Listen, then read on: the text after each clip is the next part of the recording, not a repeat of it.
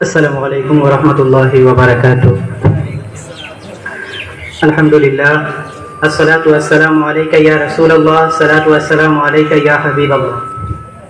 शायरी ने कहा, ना पूछ ज़माने को क्या हमारी कहानी है, ना पूछ ज़माने को क्या हमारी कहानी है, हमारी पहचान तो सिर्फ ये है कि हम हिंदुस्तानी हैं।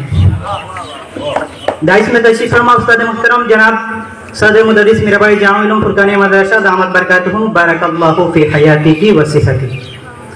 तशरीफ फरमा उलमाए किराम, तुलबाए आज़म, आज़ीज़ साथियों और नौजवान भाइयों, सामीन किराम, मैं आप लोगों के सामने एक नादान नालायक, मेरा अंदर ऐसा कोई इल्म नहीं है कि मैं आप लोगों के सामने तकरीर करूं। उस्ताद मुहतरम ने बुलाया और कहा गया दो चार बातें करने के लिए।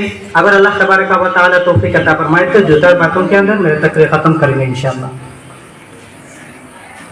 शायरी ने कहा, ये बात हवाओं को बताए रखना, ये बात हवाओं को बताए रखना, रोशनी होगी बस चिरागों को जलाए रखना। ये बात हवाओं को बताए रखना, रोशनी होगी बस चिरागों को जलाए रखना। लोहू देखो जिसकी हिफाजत हमने की, सदा उस तिरंगे को दिल में बसाए रखना। सामीन किराम, आज मैं आप लोगों के सामने हमारे मुल्क की आज़ादी के मौका पर यौम आज़ादी के मुताल्लिक चंद बातें कहना चाहता हूँ। हमारा मुल्क 15 अगस्त 1940 को आज़ाद हुआ। आज हम हमारे शहीद भाइयों को याद करते हैं। उनकी बलिदान की वजह से, उनकी कुर्बानी की वजह से आज हम आज़ादी की सांस ले रहे हैं। सामीन किराम, सबसे बड़ा और अहम बात तो यह है कि सरजमीन हिंद को आज़ाद करने के लिए एक दो नहीं, 3-4 नहीं, बल्कि 50,000 से ज्यादा उलमाए किराम शहीद हुए। सरजमीन हिंद को आज़ाद करने के लिए उलमाए किराम ने अपनी जान, माल, इज्जत, आबरू का परवाह ना करते हुए अपने गर्दन कटवाया, अपने खून बहाया, अपने माल और असबाब कुर्बानी की सरजमीन हिंद को आजाद करने के लिए। तकरीबन 200 सालों की अंग्रेजों की गुलामी के बाद सरजमीन हिंद 15 अगस्त आजाद हुआ। सामीन किराम, लेकिन आज सवाल यह खड़ा होता है कि हम आजाद कहां पर है, हम आजाद कहां पर है। कभी हमको टोपी के नाम से मारा जा रहा है, कभी हमको दाढ़ी के नाम से मारा जा रहा है, कभी हमको चूड़ी के नाम से मारा जा रहा है, कभी हमको गाय के नाम से मारा जा रहा है, माँ बहनों की इज्जत लूटी जा रहा है, मासूम बच्चियों पर जुल्म हो रहा है, मदारिसों को बंद किया जा रहा है, मदारिसों को तोड़ दिया जा रहा है। सवाल यह है कि हम आजाद कहां पर है। आज कॉन्स्टिट्यूशन के खिलाफ बनने के जुल्म हो रहा है। सवाल यह है कि हम आजाद कहां पर है। 1857 में होने वाले विद्रोह में 50,000 लोगों को फांसी दी गई, लाखों मुसलमानों को सरेआम कत्ल कर दी गई। दिल्ली से कलकत्ता की रोड पर कैसा कोई पैर नहीं था जिसमें मुसलमानों की लाशें न लटकी हुई।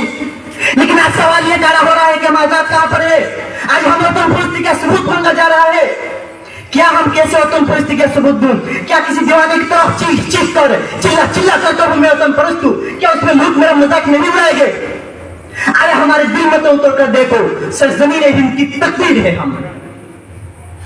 सामीन किराम, सबसे कम उम्र में फांसी के फंद में लटकने वाला मोहम्मद अशफाक उल्लाह को जब फांसी के फंद में ले जाया जा रहा था तो अशफाक को पूछा गया, अशफाक को कहा, ए अशफाक, तेरा कोई आखिरी ख्वाहिश है? अशफाक को कहा, अशफाक तेरा कोई आखिरी ख्वाहिश है? तो अशफाक ने क्या जवाब दिया, सुन लो मेरे यार। अशफाक ने कहा, आरज़ू तो नहीं है, आरज़ू तो नहीं है, बस आरज़ू है इतनी, आरज़ू तो नहीं है, बस आरज़ू है इतनी, रख दो जरा सी कोई खाके वतन कफन पे। यह था हिंदुस्तान के लिए मोहब्बत। आज हमें वतन परस्ती का सबूत मांगा जा रहा है। क्या हम कैसे वतन परस्ती का सबूत दो यार? जब मौलाना अबुल कलाम आजाद जेल में था तो नेहरू जाकर कहा, या अबुल कलाम, इंग्लिश ने कहा अगर तुम माफी मांगोगे तो तुम्हें आजाद कर दिया जाएगा। तो अशफाक, मौलाना अबुल कलाम आजाद ने क्या जवाब दिया?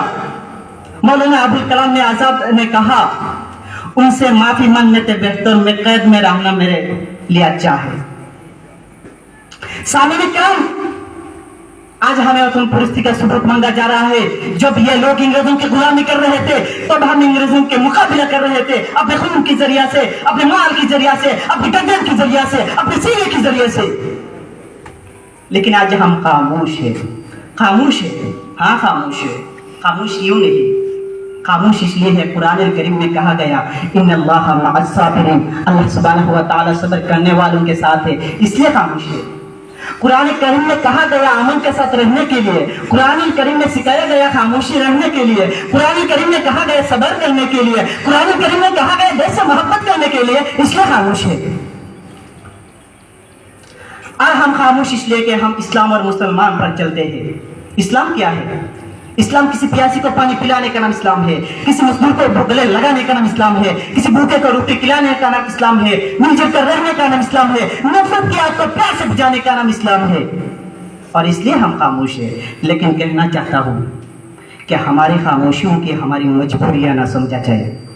अरे हमारी खामोशियों की हमारी मजबूरियां ना समझा जाए, क्योंकि भारत की आजादी को सामने रखकर हम किसी को टाल में बैठाना भी जानते हैं और भारत की मर्दानगी को सामने रखकर हम किसी को दफनाना भी जानते हैं।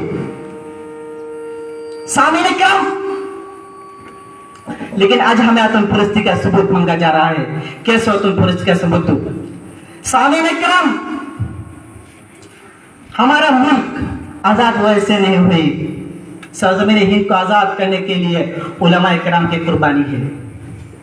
फिर भी वतन परस्ती का सबूत चाहिए तो आओ हमें चाइना के बदल ले चलो, हम अपने सीने में गोली लाकर वतन परस्ती का सबूत दो इंशाअल्लाह। फिर भी सबूत चाहिए तो आओ हमारे सीना चाक को देखो, खून की कतरे कतरे भी हिंदुस्तान पुकारेगा, खुदा की कसम खून की कतरे कतरे भी हिंदुस्तान पुकारेगा, हिंदुस्तान पुकारेगा, हिंदुस्तान पुकारेगा।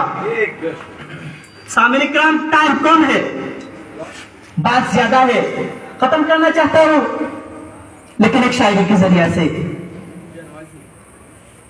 शायर ने कहा कि हम अपनी आजादी को हरगिज मिटा सकते नहीं, हम अपनी आजादी को हरगिज मिटा सकते नहीं। अरे सर कटा सकते हैं लेकिन सर झुका सकते नहीं। यही बात कहते हुए मैं अपना तकरीर खत्म कर रहा हूं। व आखिर दावाना अल्हम्दुलिल्लाहि रब्बिल आलमीन। जय हिंद।